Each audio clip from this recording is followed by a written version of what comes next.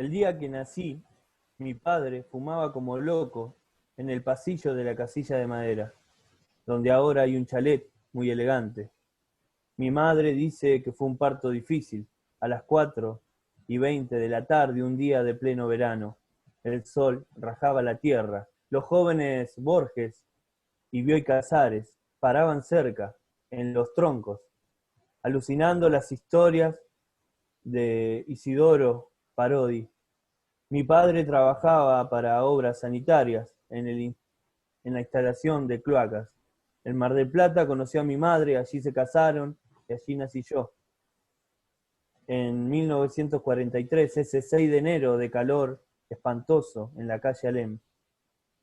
La empresa destinaba a mi padre a distintas ciudades del interior. De Mar del Plata lo mandaron a San Luis, de ahí a Río Cuarto y después al sur, antes de que recaláramos en Tandil. Cipolletti era literalmente Far West. Cuando llegamos no había pavimento, las calles eran de tierra y no existían casas de 2 pisos ni librerías. Los únicos entretenimientos eran el cine, cuando había, y el fútbol. Yo soñaba con ser futbolista y mis padres con que fuera ingeniero. Habrá sido por eso que nunca terminé el secundario. Así se presenta Osvaldo Soriano. Bueno, muy buenas tardes a todos. Hoy es el turno de este gran escritor argentino que se llama Osvaldo Soriano, nacido en Mar del Plata y que, bueno, que tiene la verdad, una hermosa trayectoria para que vayamos recordando acá de a poquitito. Y, y bueno, y una obra muy, muy agradable desde mi punto de vista para leer. Y bueno, vamos a cerrar, como habíamos dicho en el video pasado, con esta tanda de escritores latinoamericanos. Y vamos a cerrar con este escritor Osvaldo Soriano y como siempre acá con Juan Machado, que bueno, te doy la bienvenida, Juan, un placer inmenso. Hola Seba, te saludo como siempre, agradecido y hoy feliz, porque la verdad que Soriano es mi primer gran amor en la literatura, ¿no? El que no le gusta leer es porque nunca leyó a Soriano. Yo creo que Soriano te invita a leer, a hacerte parte, se hace amigo. Los libros de Soriano son tus amigos. Y, y bueno, es un escritor que fue tan halagado como criticado, muy criticado, reconocido eh, por sus pares después de haber muerto en el 97, pero tanto él como Fontana Rosa, parecidos en sus estilos de escritura, fueron muy criticados, inclusive ninguneados por no tener formación literaria o por no tener estudios. Soriano no completó el secundario, entonces han sido muy ninguneados y criticados, tanto él como Fontana Rosa, y hoy son muy reconocidos. Tal cual, sí, parecido con Fontana Rosa, incluso hasta en algunos aspectos visuales, ¿no? Uno lo ve ya con la barba, un poco, sus ojos por ahí, hasta le Y resultan súper similares. super futboleros los dos. Los dos totalmente futboleros, tal cual, y que siempre han sabido tocar esos temas en sus novelas y en sus cuentos. Claro, Osvaldo Soriano fue, como todo gran escritor, tiene una buena crítica y una mala crítica. Eh, es imposible que eso no exista porque siempre va a tener alguien que le encuentre esos errores o esas críticas, ¿no? Y sin embargo, Osvaldo Soriano que se ha despegado de ese contenido tan literario por ahí o de esas cosas tan técnicas que no había tenido esa formación, era más bien un talento innato que tenía, pero no por eso su obra era menos importante o menos o llegaba menos, de hecho todo lo contrario, que las otras obras. Y como vos decís, fue muy elogiado por muchos de sus pares, pero obviamente también fue por ellos mismos criticado. Sí, y a ver, Osvaldo Soriano era hiper criticado porque era el más vendido. En los 80 y en los 90 fue el autor argentino y uno de los autores latinoamericanos más vendidos. Con decirte que su representante era la misma que la del boom literario, la misma de García Márquez, de Vargas Llosa. O sea, les puso el ojo en Soriano porque Soriano evidentemente tenía algo. Para mí es el que mejor retrató lo que es el argentino, lo que somos como sociedad, el enfoque sobre la sociedad. Y él escribió novelas como A sus plantas rendido un león, que sucede en África, pero las cosas que pasan son argentinas y le pasa a un argentino, o como El ojo de la patria, que para mí me parece una de sus mejores novelas, que es este espía encubierto, que no es tan encubierto, es bastante evidente, que tiene que repatriar a un prócer argentino embalsamado, ¿no? Es espectacular lo que elegía contar, y además esto de Soriano de contar cosas totalmente descabelladas, pero hacerte creer que te podían pasar a la vuelta de la esquina, ¿no? Me parece que fue un humor súper ácido, una melancolía tremenda, es un humor triste, es un humor que eh, son tipos cansados de llevarse puestos, como decía él, sus personajes, ¿no? Y captaba a la perfección el típico mediocre que somos todos, ¿no? Y creaba una atmósfera única, con una mirada y una crítica social espectacular y un humor descollante. Tal cual, sí, dijiste muchísimos temas, la verdad que espectaculares. Primero que sí, que él describía muy bien acá esa esencia argentina y un poco latinoamericana, a mí me da la impresión, y es esa melancolía que él tuvo, o sea, para ubicarlo un poquitito en tiempo y espacio, Osvaldo Soriano se tuvo que ir al exilio cuando escribió la obra No habrá más penas ni gloria, justo hoy hice una publicación en la cuenta de Instagram, que la había escrito en el 74 y recién acá se publicó en el 83, ¿viste? Y él cuando la publicó afuera en el 76 había sido traducida, no sé, creo que a 3 o 4 idiomas antes de que recién se traduzca al castellano, por ejemplo. Y esa esencia que él tenía y crítica también a la sociedad argentina, allá se leía de una forma que llamaba mucho su atención, porque él creo que fue en un diario de Italia que escribía cuentos y relatos de más, como de personajes así argentinos, que los italianos leían eso y decían, no, no puede ser que sea así. Y eso también le dio muchísimo reconocimiento en aquel momento, hasta que después creo que se fue a Bélgica y a Francia y demás, que creo que ahí conoció a Cortázar también, que él lo ayudó muchísimo con ediciones y demás.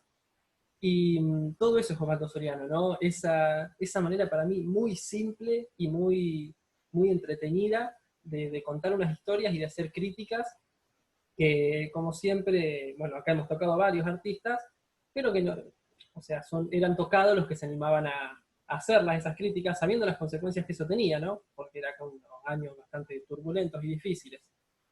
Respecto a lo anterior que dijiste, claro, él era muy criticado porque era el más vendido, ¿no? Y es muy, Inclusive se hacía mucha polémica por los anticipos que le pagaban después de cada libro.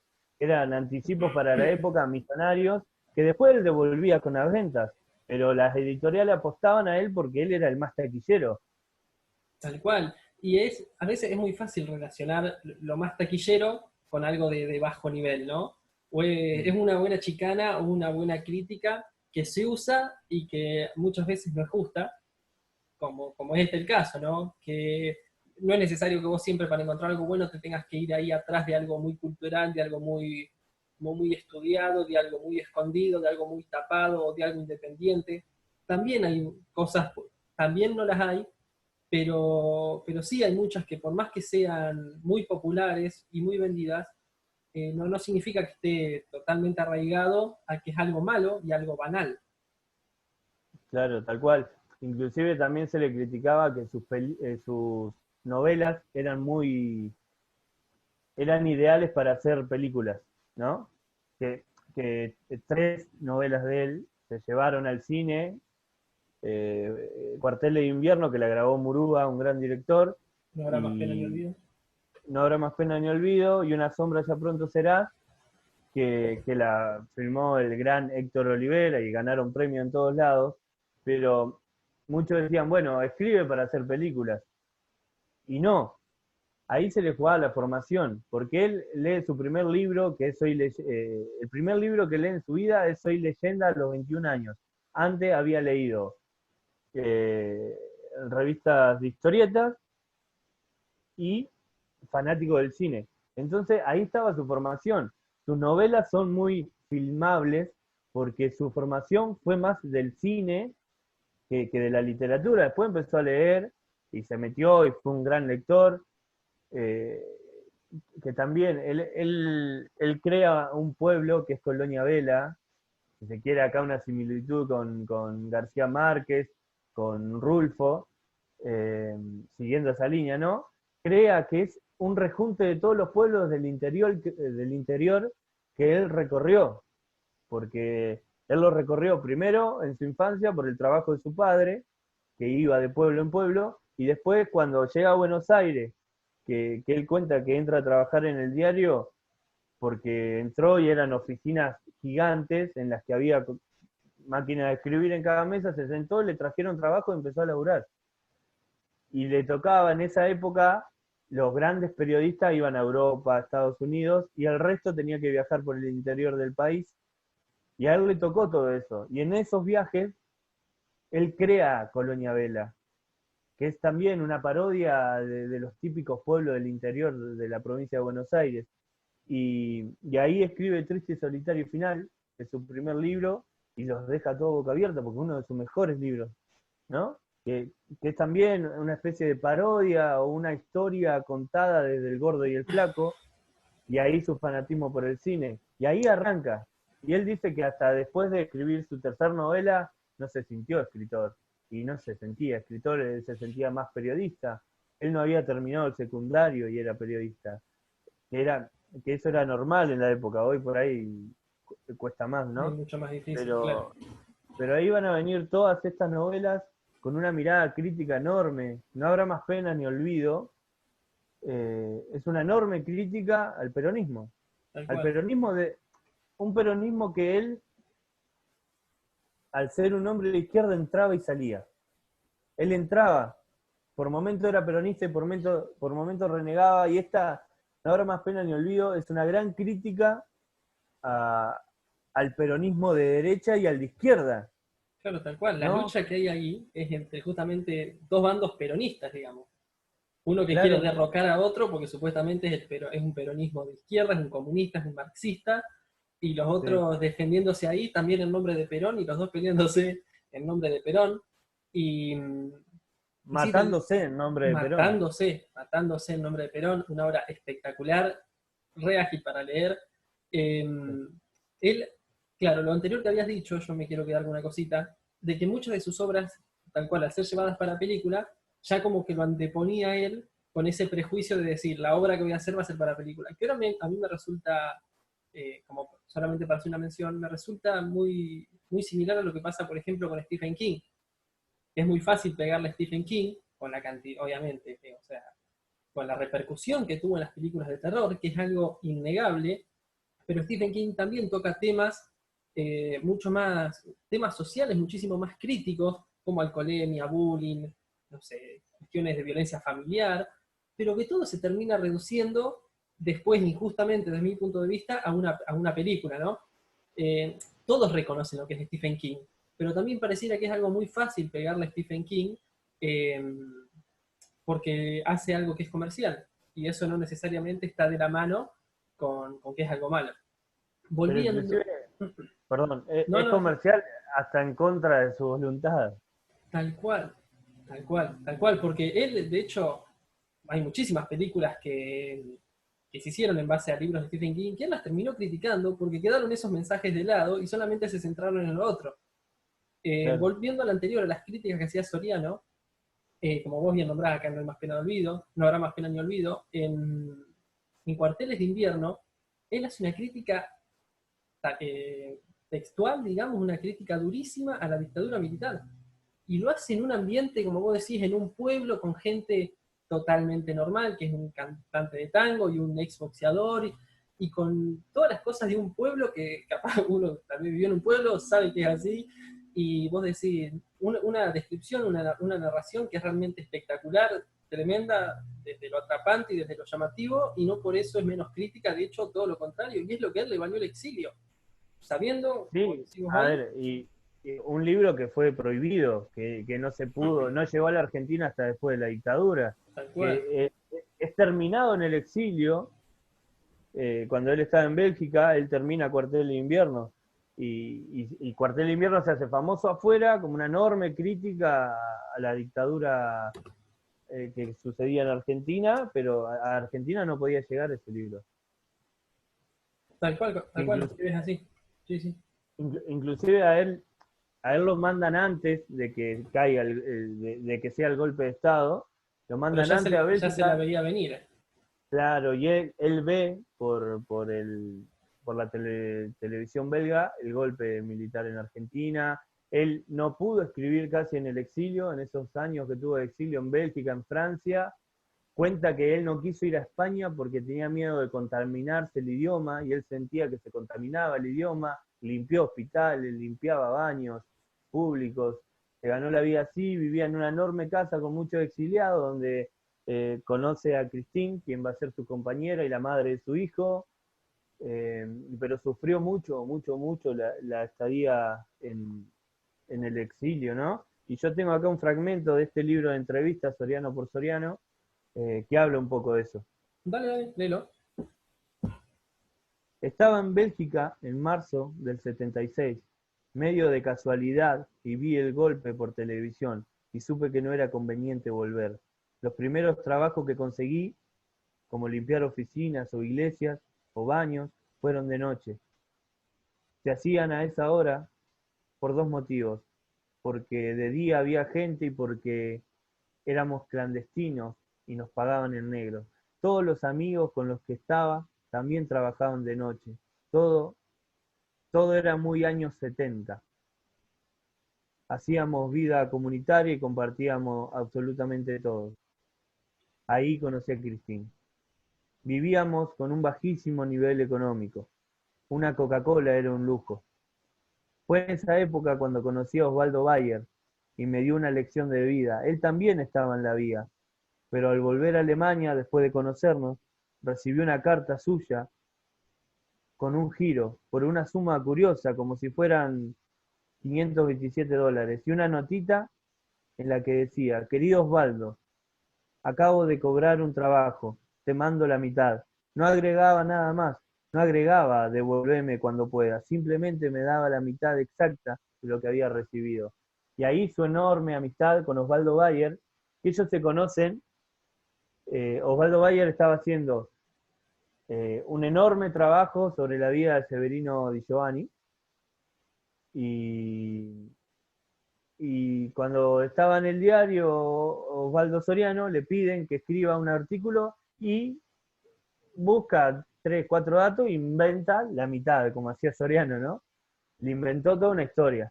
Entonces Osvaldo Bayer llama al diario enojadísimo y dice: ¿quién fue el estúpido que escribió esa nota de Severino que dice nada que ver? Son todas mentiras.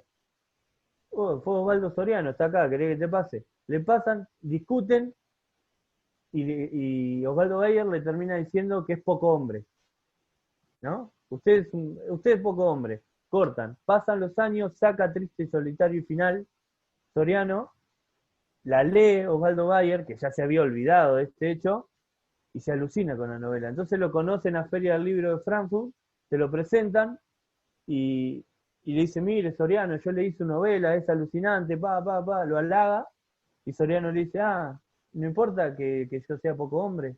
Y ahí recuerdan la historia y ahí se hacen amigos y van a patear juntos hasta el último día de Osvaldo Soriano. Murió joven Osvaldo Soriano, ¿eh? No, no. Sí, a los 6 años. 54 me Sí, parece. 50. Sí, lo que habías dicho al principio, mira, yo mientras leías estaba buscando lo que había dicho Tito Cosa de lo que había sido el exilio para Osvaldo Soriano, que decía: fundamentalmente había una situación de peligro evidente en el 76. Además, por otra parte, era imposible publicar el libro. Acá hace referencia a No habrá más penas ni olvido. Sí. Él sabía que no lo podía publicar y que si alguien se lo publicaba afuera era el equivalente exacto de un suicidio en la Argentina. De manera que si quería hacerlo, él lo tenía que publicar desde afuera y hacia afuera. O sea, la situación era de manera que, bueno, ya lo hemos hablado también, la situación en que se vivía en aquel momento, y que Soriano es un escritor más que se ha tenido que ir al exilio y que no por eso ha dejado su escritura, lo hizo desde otro lado, tal vez con un compromiso diferente a otros autores que hemos visto acá, eso también hay que decirlo, pero no por eso alejado de sus raíces y de toda esa infancia que él tuvo, que después llevó de forma espectacular a sus libros, que como bien decís vos, él por ahí te ponía algo real y después te armaba tú una historia espectacular alrededor de eso, con personajes que algunos inventados por él, otros no. Creo que él también medio se sintió representado en varios personajes, en varias de sus novelas. Sí, bueno, él crea ese estilo de personaje bien argentino, que hace siempre esa crítica social, eh, inclusive, qué sé yo, Una sombra ya pronto será, que fue bestseller en Italia y en Francia. Y la novela en una parte habla de jugar al truco. ¿Y qué puede entender un francés o un italiano de jugar al truco? Y sin embargo las novelas llegaban por la mirada social, por el enfoque, por la enorme crítica. Y yo creo que en la novela que más se ve reflejado él y su historia con su padre es en La hora sin sombra, que es la última novela que escribió, que dio un giro, no es tan humorística, no es tan burlona, si se quiere, ¿no? Es la historia de un tipo con su padre. Y es una novela que él se debía por la relación que había tenido con su papá. Y es una gran novela, de las mejores para mí. Yo soy un fanático, a mí me gustan todas las novelas de Soriano y las leí todas, pero en esa novela, inclusive en el prólogo que hace Tomás Eloy Martínez, él dice, acá se venía otro escritor, se venía otro Soriano, que lamentablemente no llegamos a ver, pero había dado un giro y era una historia mucho más las entrañas mismas de esa relación con su padre. Y si se quiere, la novela diferente de Soriano, porque No habrá más pena ni olvido, tiene esa cuota de humor, El ojo de la patria, Su planta rendía un león, Triste, solitario y Sí. final, tienen Cuarteles de toda invierno esa también. cuartel de invierno, que tienen toda esa cuota de humor y crítica muy ácido. Sí, que en medio de una situación totalmente crítica en que te está contando capaz de cómo está matando a alguien o cómo están torturando a alguien, te pone eso que a vos un poco te hace reír y vos decís, no, no me podés estar haciendo reír que me está contando el otro, pero bueno, así era Osvaldo Soriano, es tal cual. Tal cual. Acá yo tengo una partecita de una mirada crítica social que Dale. hace él y que nos va a ayudar a darnos cuenta cómo él componía sus personajes. Dice, no creo que sea lo mismo la soledad en Dinamarca que la soledad en Argentina. No es que descalifique la soledad del pobre dinamarqués. Una persona que se puede sentir como la mierda en cualquier país, pero el dinamarqués va y se suicida. En cambio, aquí la soledad nos acompaña desde el nacimiento, junto con la idea de que hay pocas maneras de incidir en el curso de nuestras vidas, porque estamos más expuestos a las vicisitudes del país que a las propias. Un argentino, en lugar de suicidarse, deambula y deambula. Y es lo que hacen sus personajes en su novela. Son personajes cansados de llevarse puestos que van derrotados y deambulan, y se cruzan con otros que están iguales o peor. Hay una escena de Una sombra ya pronto serás, que están como en una fábrica abandonada jugando al truco, los dos personajes, ¿no? Culuccini y este otro personaje que lo llaman Zárate, pero nunca en la novela da el verdadero nombre. Se da el lujo de contar una novela sin eh, dar el nombre de un personaje, es una cosa alucinante. Y están en una fábrica jugando al truco, tienen envido, ¿no? Cantan envido, le echan la falta envido y quieren apostar algo y no tienen nada. Quieren apostar los sueños y no tienen sueños. Entonces apuestan algún recuerdo feliz que le queda. Y a Coluccini, este personaje, un falso italiano que se quería ir a Bolivia, apuesta el único recuerdo que le queda. El único. Y lo perdía, y el otro le perdona la vida, ¿no? Para que le quede una esperanza. Es una escena espectacular, pero desde la derrota más profunda que se puede tener, que es, me queda un recuerdo, nada más. Después no sé, deambulo, sigo. Y es esto, esa mirada crítica que él tiene de la sociedad en sí y de la sociedad argentina. Sí. Yo hay dos cosas que quiero agregar que noté en las novelas de él. primero demitificar un poquitito esa idea de héroe, porque era todos los héroes que tuvo, siempre le dio como esa idea de terrenal, de héroe humano, de héroe boludo, de humano que se manda cagadas y ¿no? Ha traído a próceres de otro momento para Eh, hacerlos, como te digo, más humanos y decir realmente que no eran personas de otro mundo. Y El también antihéroe, si se el quiere. antihéroe, tal cual. Y también la manera en que sus novelas están casi gobernadas por diálogos, ¿no? Sí. Porque él usa muchísimo, muchísimo de ese recurso del diálogo y de hecho es muy difícil encontrar en novelas donde principalmente haya diálogos, Sí, si ¿no? se Y él, quiere, qué sé yo, Los Pichiciegos de Fowell, que nosotros la hemos leído y la hemos hecho también acá, es una novela, se sostiene del diálogo, y lo rico que son los diálogos de Soriano, ¿no? Son sí, no, espectaculares, sí, sí, realmente espectaculares. sí, y como dije hoy, es algo muy, muy accesible para una lectura. Así que bueno, vamos creo que 25 minutos, así que creo que hemos hecho un buen pantallazo, da Sí. ganas de seguir hablando de Podríamos, Soriano, pero podríamos hacer 3 horas. Yo acá sí, tengo un fragmento de un texto de dale, Cortázar hablando sobre Soriano, dale, que buenísimo. fueron muy amigos, Muy ¿no? amigo, sí, sí. Y Cortázar se encargó muchas veces de reivindicarlo y de valorarlo y de traerlo a escena, porque era hipercriticado por, qué sé yo, por los grandes escritores de- De del academia, ¿no? momento. Inclusive tiempo después, Roberto Bolaño lo ha destrozado más de una vez, pero con esta idea de escribir una novela absoluta, de que Soriano iba a lo fácil. Para mí Soriano no iba a lo fácil. Para mí Soriano elegía grandes tramas o no, pero la forma que contaba y los personajes que se iban apareciendo eran personajes que uno tiene a mano y que dice sí, sí, sí, sí, sí, Muy y vas, y terrenal, vas. Y muy por terrenal, ejemplo, perdón. sí, en el Ojo de la Patria, él tiene que repatriar un prócer embalsamado que habla y nunca te dice qué prócer es. Y ahí hay, si se quiere, una suerte de parodia con lo que sucedió con el cadáver de Vita, ¿no? Que deambuló el cadáver de Vita embalsamada, y el maltrato que tuvo ese cuerpo, ¿no? Y ahí hay una mirada crítica, y él se encarga de eso, de no decirte quién es, como hace en Una sombra que no te dice el nombre del personaje, y muchas veces él no se encarga de contarte de dónde viene ni a dónde va. Ese es el momento de la historia y el tiempo en el que sucede eso. Te cuenta un lapso de la vida de alguien. No te dice ni de dónde viene, ni a dónde va, ni se preocupa por esas cosas. Y, y eso lo pueden hacer, la verdad, que pocos. Así Sí, que te sí, leo sí, lo que decía Cortázar. dale. Si algún olfato tengo, ese olfato me dice que Osvaldo Soriano, viejo enamorado de la literatura norteamericana,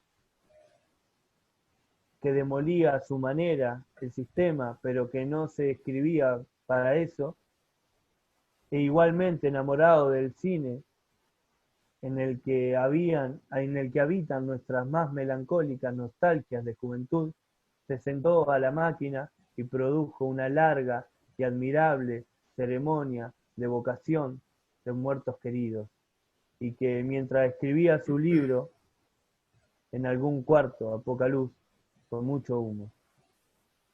Su libro es para mí ese imposible que no puedo impedir soñar, un libro muy nuevo y muy nuestro, que cumple el milagro de convocar antiguas sombras queridas. Yo le agradezco como lector el incesante, perfecto humor de su prosa, de las situaciones y los sobreentendidos. Y esos diálogos, esto es lo que decíamos recién, ¿no? Esos diálogos que dan al relato una ubicación perfecta y una verosimilitud de lo absurdo, que es el privilegio de los mejores novelistas. Esto lo dijo Soriano de su primer novela Triste, Solitario y Final. Lo dijo Cortázar, perdón. Cortázar sobre Soriano, sí, sí, se entendió. Soriano, ya lo último que voy a decir, como decíamos hoy, él hace una escritura desde mi punto de vista muy terrenal, baja en un mensaje para que lo pueda leer cualquiera, que eso para mí tiene muchísimo valor, de no vivir siempre en esa idea de demostrar todo lo que sabes o de todo lo difícil que podés hacer una escritura para dar un mensaje. Sin embargo, Soriano ha sido un gran lector de, por ejemplo, Roberto Arlt. Él decía como que siempre tenía un libro de Arlt a mano para leer, y también ha elogiado, como por ejemplo, a Borges, que hemos dicho acá también, que Borges justamente no se destaca por ser una lectura simple, ¿no? Y sin embargo, Soriano ha sabido valorar esos inmensos escritores, por más que él no haya optado por ese modo de escritura. Sí, igual también un fanático de Bioy Casares, por De Bioy ejemplo, Casares, tal cual. él, Dijo, él- él él sostenía que para él era el mejor cuentista Bioy Casares. Y inclusive en una entrevista dice, yo siempre que me tengo que parar en algún lado y pensar, pienso que hubiesen hecho Gardel y Bioy Casares, ¿no? Y sobre lo que decías de Art, yo justo acá tengo un fragmento que dice exactamente lo que vos estabas explicando. Soy alguien que se nutre constantemente de Art. Esté en donde esté, en cualquier parte del mundo, tengo a Art al lado. Casi está entre la superstición y la literatura. Yo creo que es el más grande escritor de Buenos Aires. Art ha tenido la virtud de anticiparlo todo. bueno, sí, espectacular, una descripción excelente. Un gran lector, Osvaldo Bayer, por ejemplo, cuenta en esto de que lo ninguneaban por su formación, que en una feria del libro o en una charla en una universidad, él va a hablar y alguien le pregunta, ¿pero usted qué estudio tiene? ¿Qué formación tiene? Y él cuenta que no había terminado la secundaria y se le ríen todos, ¿no? Y como que le había quedado esa espina a Soriano de su formación, pero que no la necesitó para nada.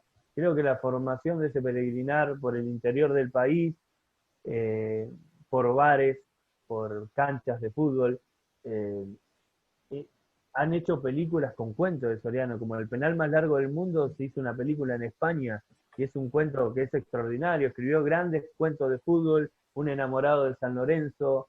Él cuenta que es uno de los pocos escritores que antes de ser escritor fue futbolista y se ganó la vida como futbolista, yendo de pueblo en pueblo.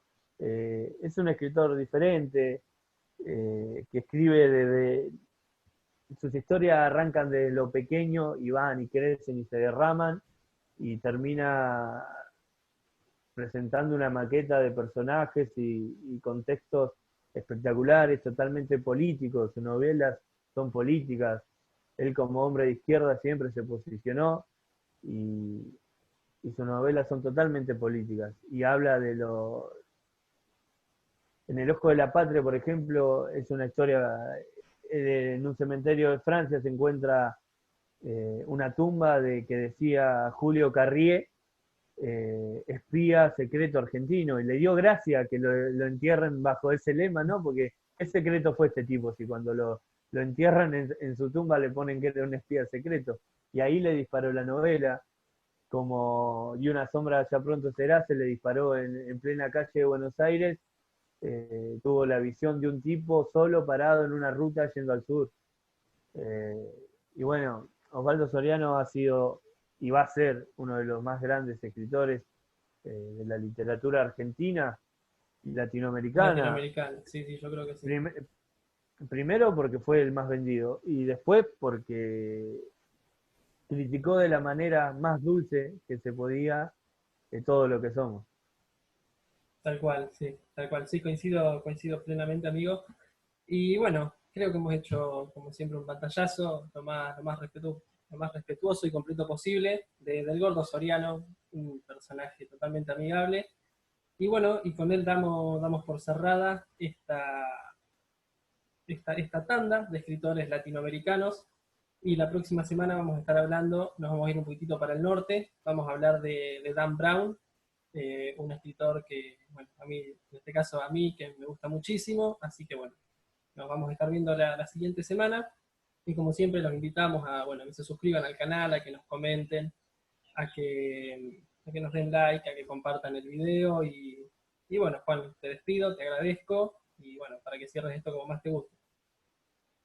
Sí, no, agradecer una vez más, eh, como siempre, a la gente, a vos, y bueno, vamos a irnos un poquito para el norte. Soriano no da el pie porque era un enamorado de la literatura norteamericana y del cine norteamericano, y me voy a ir, como vine leyendo, el comienzo de Triste, Solitario y Final, que es su primer novela, y así Soriano se metió en este mundo de las novelas y dejó huellas sin duda. Amanece con un cielo muy rojo, como de fuego, aunque el viento sea fresco y húmedo y el horizonte una bruma gris. Los dos hombres han salido a cubierta y son dos caras distintas las que miran hacia la costa, ocultas tras las nieblas. Los ojos de Stan tienen el color de la bruma, los de Charlie el del fuego. La brisa salada le salpica los rostros con gotas transparentes. Stan se pasa la lengua por los labios y siente, quizás por última vez en este viaje, el gusto salado del mar. El queridísimo Osvaldo el Gordo Soriano.